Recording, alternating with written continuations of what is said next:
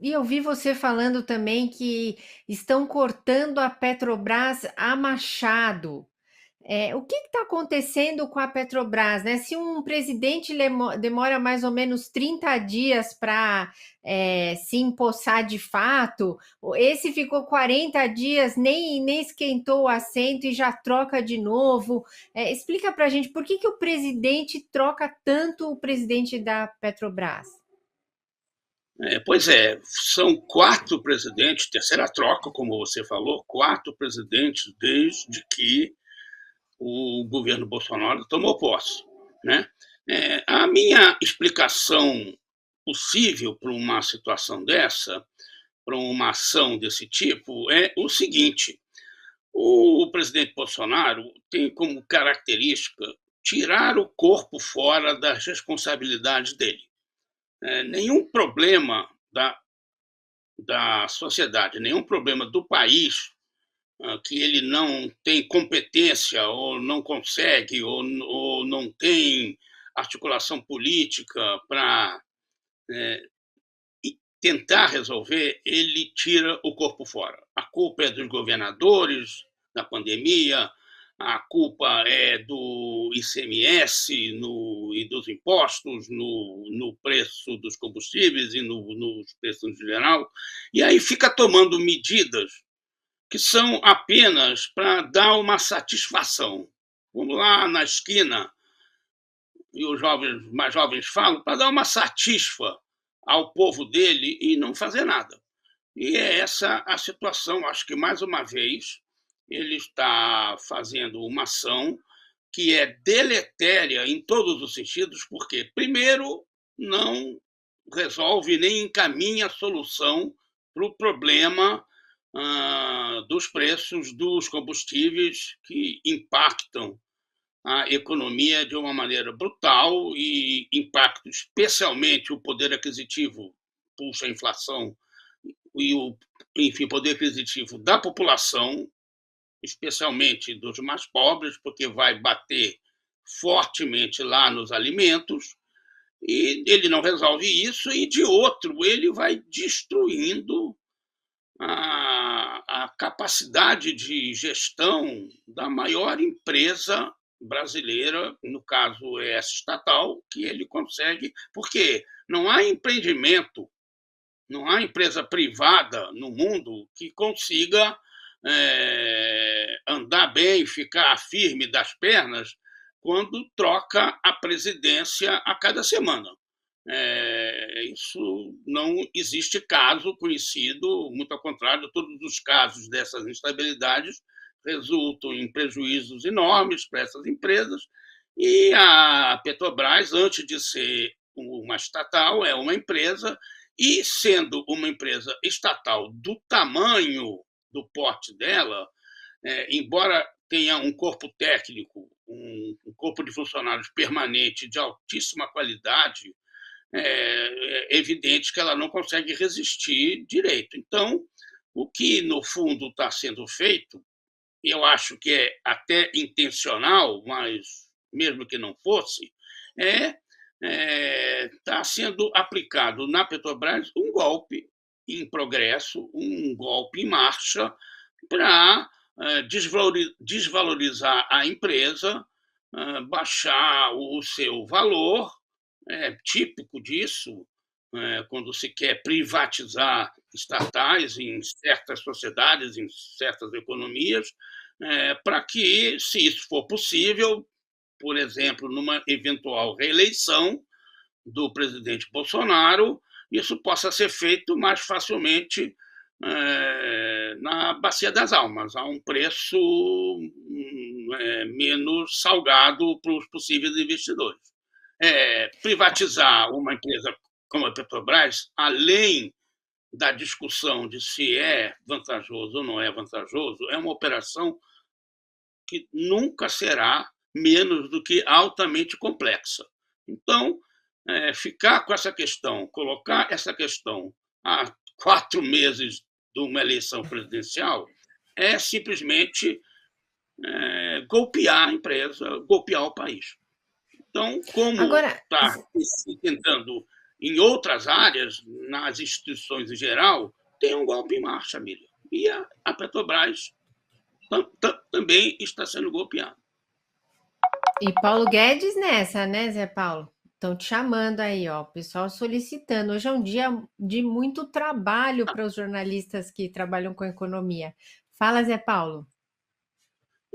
Paulo Guedes sempre nega o que é inegável, é evidente, e muitas vezes afirma algumas coisas espantosas, surpreendentes, que são delírios dele. Eu até mesmo cumpri uma pauta, está nesse momento lá na homepage do UOL, uma lembrança. Há um pouco mais de um ano atrás, quando a inflação em 12 meses estava a 6%, o Paulo Guedes disse que quando ele vai ao supermercado, as pessoas agradecem a ele.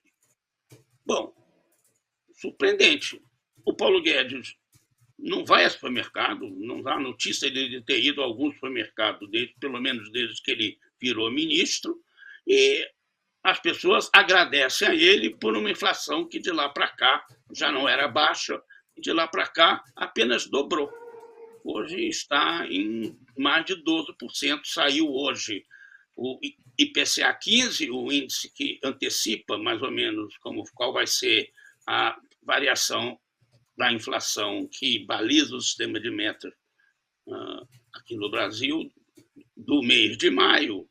Ela baixou, porque era previsível que baixasse, questões sazonais, foi 0,59 contra 1 e pouco no mês anterior, mas ainda assim é a mais alta desde 2016, e a inflação em 12 meses, quem conta, subiu, está 12,20%, 12,2%. Ou seja, Paulo Guedes fala o que ele quer, tem essas coisas de delírio. Neste caso agora, da Petrobras, ele é o agente ativo dessa história, é ele que está por trás. Com o machado na mão. Ele está com o machado na mão. Tá com a massa na mão. É possível agora, que ele tenha alguma coisa para, pelo menos, reduzir a frequência desses aumentos. Entendi. Agora tem uma coisa que você fala, que sobre a rentabilidade da Petrobras, que ela deu lucro comparado com os outros anos. E aí, isso é um problema? Me explica essa parte. Então, se ela deu lucro, a empresa está indo bem ou não necessariamente?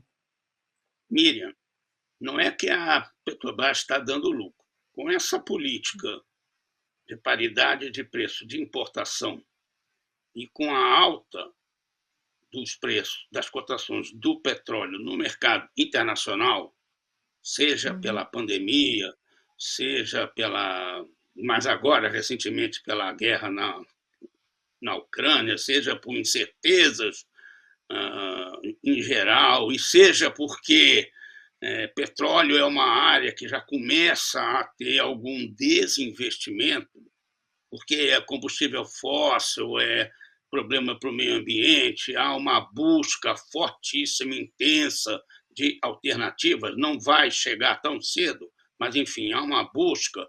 O fato é que os preços subiram, explodiram, vão continuar altos, embora não tão explosivos, e aí esta política da Petrobras acabou gerando lucros extraordinários, super lucros. A Petrobras hoje tem uma rentabilidade, teve no ano passado, isso mostra dados do balanço, ela tem uma rentabilidade comparável à da Saudi Aramco, que é a empresa estatal de petróleo da Arábia Saudita, o maior produtor mundial, dos maiores exportadores, e a rentabilidade da Petrobras brasileira é de 2 a 5 vezes maior do que das maiores petroleiras do mundo. Então, não é que a Petrobras está se valorizando, a Petrobras está super se valorizando. E o que é que ela está fazendo neste governo, especialmente, já vinha fazendo desde o governo Temer, mas especialmente nesse governo, cuidando do curto prazo, se desfazendo dos investimentos nas áreas da transição energética, energias sustentáveis, energias renováveis, eólica, solar, hidrogênio, enfim, as outras formas de energia, e concentrando na exploração do pré-sal, sob a alegação de que é o que é de fato rentável. O resultado é que a Petrobras não está investindo na sua perpetuação, na sua adaptação aos novos tempos, ao futuro, na sua sustentação como competidor importante no futuro, inclusive no futuro próximo. Ela não está investindo nisso. E está, ao contrário, distribuindo esses super resultados para os seus acionistas, que são a União, que é a principal, ainda em condições de quase igualdade com investidores estrangeiros ou também brasileiros que vestem nos papéis da empresa na Bolsa Americana, e depois os seus acionistas minoritários brasileiros. Ela está distribuindo esses resultados excepcionais e não está investindo. No ano passado, Miriam, o plano de investimento da Petrobras, registrado nos seus documentos oficiais, inclusive entregues às autoridades de controle do mercado de capitais, CVM e tudo mais, previam, para você ter uma ideia, investimentos de 130 bilhões de reais, uma grana tamanho de um bonde, enorme, mas a ver com o tamanho da empresa. Ela conseguiu a façanha de investir, de fato, concretamente, executar apenas nem 40% desse total, 38%. Ela investiu menos de 50 bilhões. É dinheiro? É muito, mas comparado com o plano e a necessidade de preservação, perpetuação dessa empresa, ridículo. Então, vi dizer que alguma nova intervenção nos preços, ou que seja, como parece que vão tentar fazer, alongar o prazo de reajuste, ou mesmo de reduzir, de alguma forma, o preço cobrado dos combustíveis vendidos aqui dentro, dizer que isso destrói a empresa, é de dar risada. O que destrói a empresa é a maneira como ela está sendo administrada. E todos esses presidentes que passaram, o Roberto Castelo Branco foi meu colega de faculdade na UFRJ, lá na economia. Depois ele foi para Chicago, virou um ultraliberal, beleza, mas é um cara racional, com a cabeça no lugar. O general mesmo, e esse que passou aí sem esquentar a cadeira, e o coitado que está entrando agora, que até o nome dele já é bom para ser substituído. Eu li essa gracinha, ele se chama Caio. O Caio, sei lá quanto tempo que ele não vai cair, entendeu? Que dizem que não tem condições estatutárias para assumir o lugar, o que é fato, embora para ser presidente da Petrobras, com o quadro técnico que tem lá, não sei se precisa ser um especialista, seria melhor que fosse. Enfim, de toda maneira, tem essa confusão toda que só prejudica a empresa, e tem essa questão. O sujeito não vai poder, ele não atende aos critérios para enfim, dirigir a empresa. Não viram isso antes? O Paulo Guedes não sabia. Não olhou o currículo de cada um dos candidatos, né, Zé Paulo? A gente tem que dar uma olhadinha no currículo. É uma demolição. Inacreditável. É o Machado. É uma demolição do que o país construiu.